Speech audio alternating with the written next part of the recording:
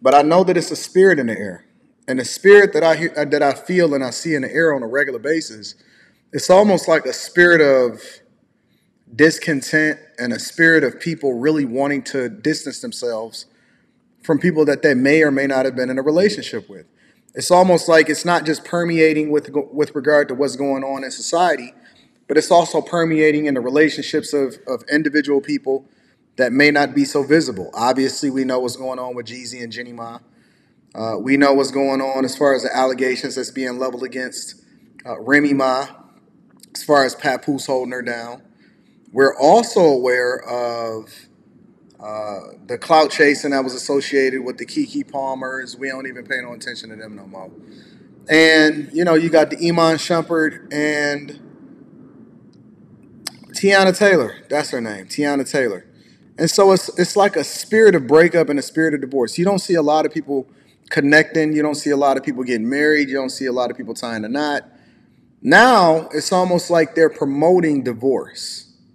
Have you noticed that? Shout out to Rich. I'm going to read that super chat shortly. Have you noticed that it almost seems like they're promoting divorce now? Like everything that's highlighted and celebrated in the media is based off of you breaking up with somebody that you may or may not have had a relationship with. It's weird. It's the weirdest thing that I've ever seen before, because even the federal government incentivizes you from a financial perspective to be married. Have y'all thought about that? Because you can tie back to the federal government why, or we can, have a theory as to why, for example, they incentivize women to leave their households. We know that there was always an agenda from that perspective as far as the feminist agenda, the alphabet community agenda, right? We see all of those agendas. We know that the downfall of our families was based off of the idea that you gave women the freedom to choose for themselves, whether you like it or not, it's the truth, and then to incentivize them to leave their households by allowing for them to get federal benefits and government benefits in order to do so, right? And then that is further exasperated by saying, okay, the more kids that you have, the more benefits you can receive.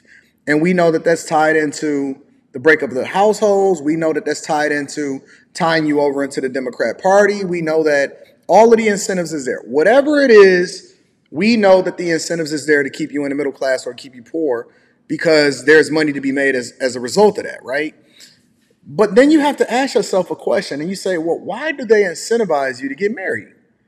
Is it the yin to the yang? Because we know that when you get married and you have children largely within households, and of course you're going to have the anomalies of people that, may be married, but they still in a toxic household that then is not conducive for the children.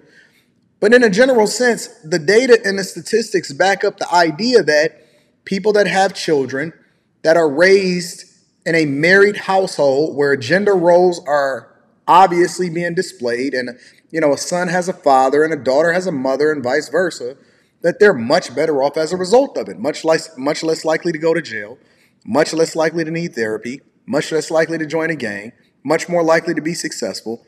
Chances are you're going to have less student loans, you're going to have less debt, you're going to be, way more incentivized to actually be the best version of yourself as a result of having children. So is it the yin to the yang, or is it some other incentive behind it? Because the institution of marriage is largely backed by religion.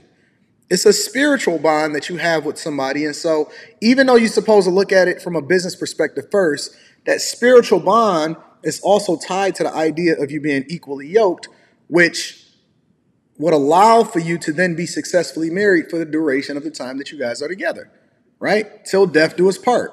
And so because the foundation of this country, or since it's been taken over, everybody has been conquered at some point or another in history, the foundation of the laws in this country is largely tied to our spiritual beliefs, which is basically rooted in Christianity. And then they want to incentivize you to then adopt those policies and philosophies by then allowing for you to be married. Even if you're not necessarily a Christian, you're still abiding by Christian principles based off of the foundation of this country or the laws that are established as a result of this country. And see, you didn't even know that. Me breaking this down and give you the foundation even of this conversation before I start to talk about when you should leave, it's a very difficult thing for you to comprehend, because You don't even know why you're doing what you're doing. Most people, men and women, but especially women, men and women, most people have no clue why they're getting married in the first place. Most people don't even believe. Most people are in this country abiding by rules and laws that were largely established on the backs of believers, which is the foundation by which you then determine your ethics and the morals that you have as far as what's right and wrong. You're adopting principles and philosophies behind this country, including what the institution of marriage is, and you're incentivized to do so, and so you're living by rules and laws that largely were established for you by believers.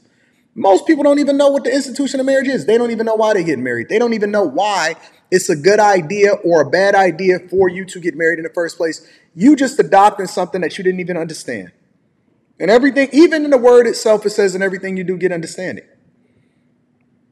You have no clue. You don't even believe. You don't even believe in God, but you believe in marriage. You got a whole nother religion. Your lifestyle, regardless of whether or not you were raised in a church or not, Catholic, Baptist, Pentecostal, whatever it is, your lifestyle says that you're an atheist. You're not a believer, because if you were a believer, then you would think differently about how it is that you go about doing things on a regular basis. But you do what you want to do when you want to do it, and then you adopt these principles and philosophies, and then you go about getting married, and then y'all start to figure out, y'all trying to understand why you're getting divorced. I'm going to break down when you should leave, why you should leave, what are the circumstances behind what leaving looks like, and then what are going to be the residual effects as a result of it. I'm going to break that down, but in order for us to even have this conversation, you're going to have some understanding, so we got to get a baseline. Before I pull y'all up on this panel and have conversations, thank you, Fearless. I'm going to be reading Super Chat shortly. Before I pull y'all up on this platform and start to have conversations with y'all, we have to have a basic understanding, so then we can leapfrog off of that and start to have a conversation on what being successfully married actually looks like. You have no clue as to why you're doing what you're doing. You just doing it because somebody else told you that they did it, or they told you that this is the expectation of it, and so you now adopt it because it's just a part of your cultural norm.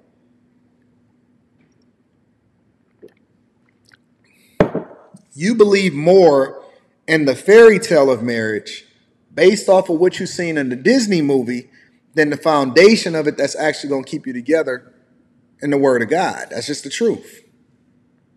No matter how you slice it, you took your idea of marriage away based off of what some animator put together and what Walt Disney's vision for cartoons look like, more than you did from the people that established the foundation of what it's supposed to mean as far as the covenant before witnesses taken in front of people before God in order for you to be able to solemnly swear that you're going to be with this person and hold them down through thick and thin for the rest of your life.